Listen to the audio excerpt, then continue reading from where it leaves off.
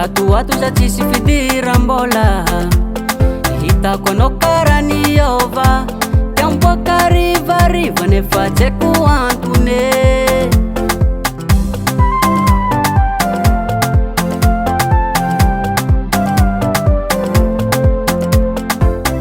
Letratsika ro niaraka, tato ato za tsisy fidiram-bola.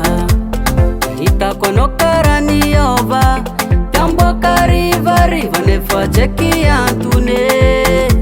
Ke ambaraza mo decision oh, mba hezako zay raha tianao atao. Anao mo nilazanao andeha, hamezako lalagna zifoko rano anao raha malaly. Soa avady avade mampamangy, soa avady avade mampamango. Tonga mitanjogny rigny anao e.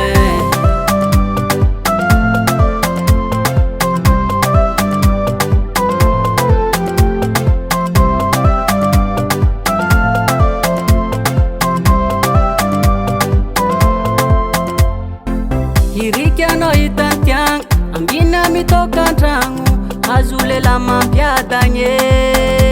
Bahirin'olo fa tsy agnirolo, sagnatra ke adalagna, ialagna mitoka antragno.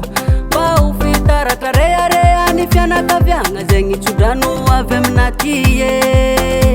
Ke ambaraza mo decision oh, mba hezako zay raha tianao atao.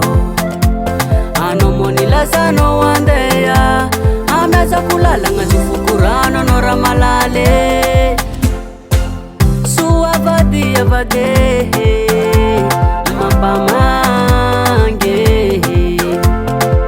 soa avady avade mampamango. Tonga mitanjogny rigny anao e.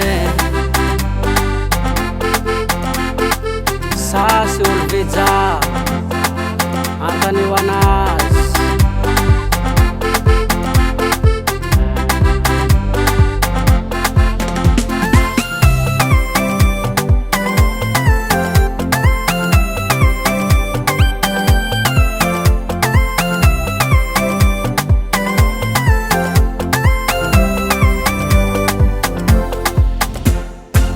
Soa avady avade